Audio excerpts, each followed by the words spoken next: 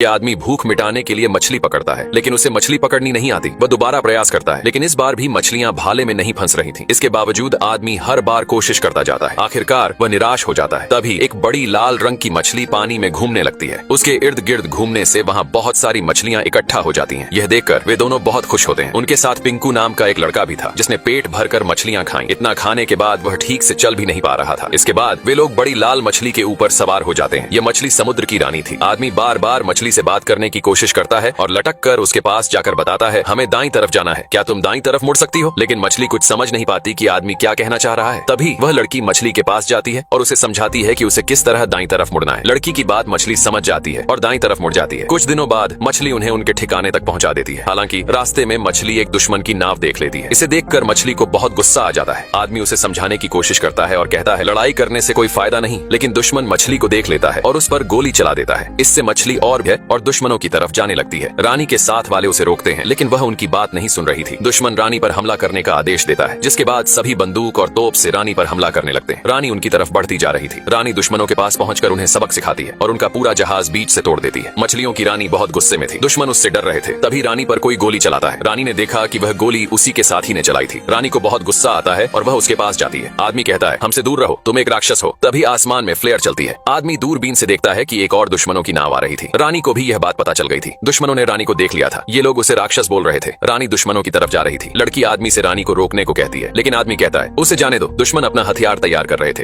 रानी उनके पास पहुंच चुकी थी। ये लोग एक सही समय का इंतजार कर रहे थे। तभी रानी पानी के नीचे से उनकी तरफ जाने लगती है। दुश्मन रानी की तरफ एक भाला छोड़ता है, जिससे भाला रानी को लग जाता है। रानी पानी में गिर जाती है। समुद्र की रानी मछलियों की रक्षा करती थी। वह किसी को मछलियां पकड़ने नहीं देती थी। लेकिन अब वह मरी हुई शिकारी रानी के पास जाता है और कहता है, हिलने की कोशिश भी मत करना। जितना हिलोगी जहर उतना फैलेगा। भलाई इसी में है कि शांत रहो। सभी लोग उस धंसे हुए भाले को निकाल देते हैं और रस्सी से रानी को बांधने लगते हैं। समुद्र की रानी इतनी बड़ी थी कि इंसान उसके सामने चींटी के समान था। शिकारी रानी को अपने साथ लेकर जा रहे थे। अगली सुबह वे अपने महल के पास पहुंच चुके थे, लेकिन रानी की दोस्त उसे बचाने के लिए उसके पास जा रही थी। वह रस्सी को काटने लगती है। रानी को महल के अंदर लाया जाता है, जिसे देखकर यहाँ के सभी लोग बहुत खुशी मनाते हैं, क्योंकि वे रानी को राक्षस समझते थे। महल की महारानी भी बहुत प्रसन्न होती है और कहती है, तुमने एक बहादुरी वाला काम किया है जो तारीफ के काबिल है। शिकारी कहता है, महारानी आप ही ने मुझे डरपोक और बुजदिल शिकारी कहा था, शायद आप भूल चुकी हैं। शिकारी को खुद पर घमंड था। वह समुद्र की रानी के पास जाकर कहता है, तुम्हारा यह राज्य और दौलत मेरे सामने सब फीका है। महारानी को यह सुनकर बहुत बुरा लगता है। इसी बीच लड़की अभी भी रस्सी को काट रही थी। शिकारी रानी को मारने जा रहा था। तभी लड़की के पास शिकारी की साथी आती है और कहती है, शायद हमने समुद्र की रानी को पकड़कर गलती कर दी है। फिर वह अपनी तलवार से रस्सी काट देती है। रानी को होश आ चुका था। सभी लोग वहाँ से भागने लगे, लेकिन रानी के शरीर में अभी भी थोड़ा जहर बाकी था, जिस वजह से वह खुद को संभाल नहीं पा रही थी। महल भी तबाह हो रहा था। यह देखकर महल की महारानी घबरा गई। तभी रानी को फिर से होश आया। महारानी बोली, शिकारी इसे जानबूझकर यहाँ लेकर आया है ताकि पूरा महल तबाह कर सके। राजा ने सिपाहियों को हमले का आदेश दिया और महल से तोपें निकाली गईं, लेकिन रानी अभी पूरी तरह होश में नहीं थी। सभी तोपें लेकर तैयार थे। उधर शिकारी वहाँ से छुपकर भागने की कोशिश कर रहा था। समुद्र की रानी ने शिकारी को देख लिया और उसे पकड़ने के लिए उसके पीछे गई। राजा और महारानी यह देखकर डर गए और वहाँ से भागने लगे। शिकारी ने प्रतिमा में लगे भाले को निकाल लिया, लेकिन रानी ने उसे पकड़ लिया। शिकारी नीचे गिर गया। उसने कई जीवों की जान ली थी और आज उसकी बारी थी। रानी उसे निगलने ही वाली थी कि तभी उसकी दोस्त उसे रोक देती है। रानी हालांकि गुस्से में थी, लेकिन वह उसकी दोस्त की बात सुनकर रुक गई। लड़की ने कहा, इस शिकारी को मारने से लड़ाई का अंत कभी नहीं होगा। शिकारी को एक नया जीवन मिल गया। उसने सबके सामने वादा किया कि वह अब कभी किसी का शिकार नहीं करेगा। उसने भाले को भी तोड़ दिया, लेकिन महारानी को भरोसा नहीं हो रहा था कि समुद्र की रानी ने उसकी बात कैसे मान ली। लड़की ने सभी लोगों से कहा, ये